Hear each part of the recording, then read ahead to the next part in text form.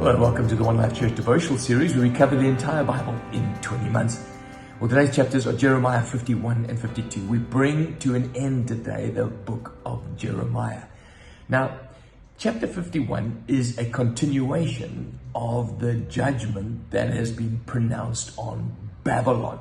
So it says, every goldsmith will be ashamed of his idols, and the images that he makes are fraud.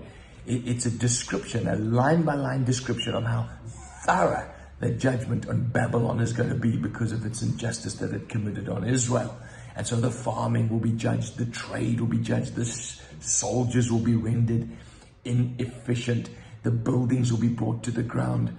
And as I mentioned in yesterday's devotion while we were down there by the river, that Jeremiah had instructed, once this prophecy has been read, tie up the scroll and chuck it into the Euphrates River as a prophetic demonstration that Babylon is going to sink, the demise of Babylon. Anyway, that's chapter 51.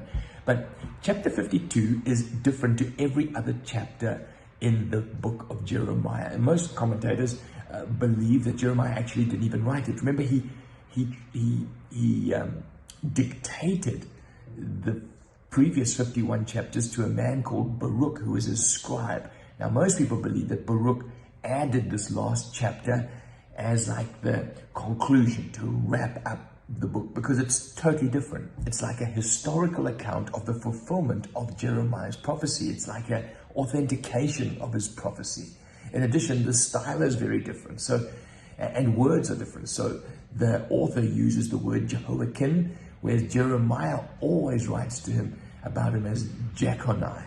And so it's differences like that have led theologians to believe that Baruch wrote this particular book. And so it's a great way of getting a summary of the events, like a historical. It's like grabbing a novel and turning to the last page and seeing how it all ends to read chapter 52. So in brief, this is the sequence of events.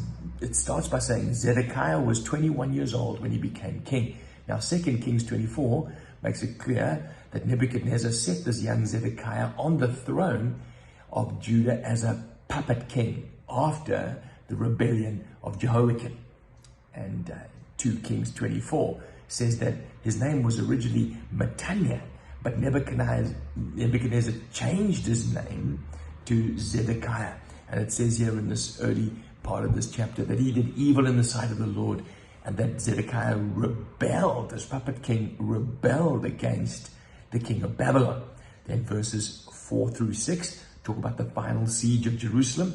7 through 7, Zedekiah's capture and his his eyes being gouged out. It was like a terrible end to Zedekiah's life.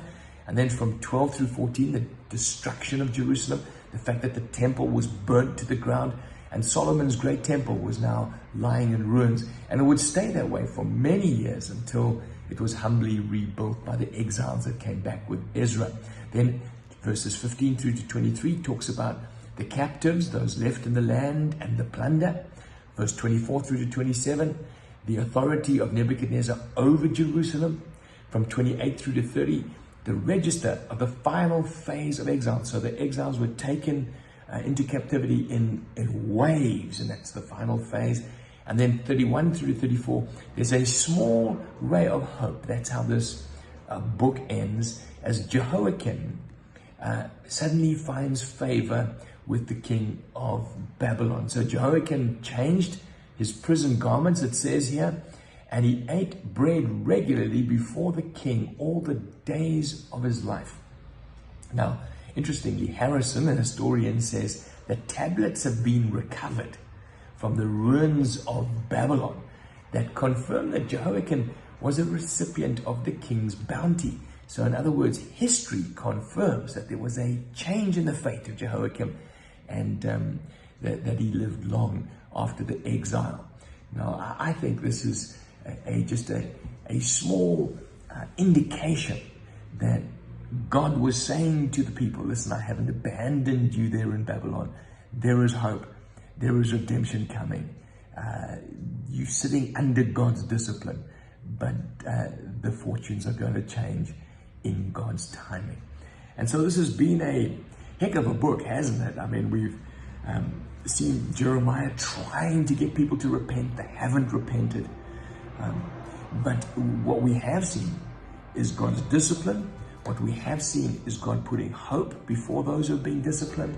And what we have seen is Jeremiah's example and his encouragement for a heart turned toward God, a spiritual renewal that's needed and required in people's lives.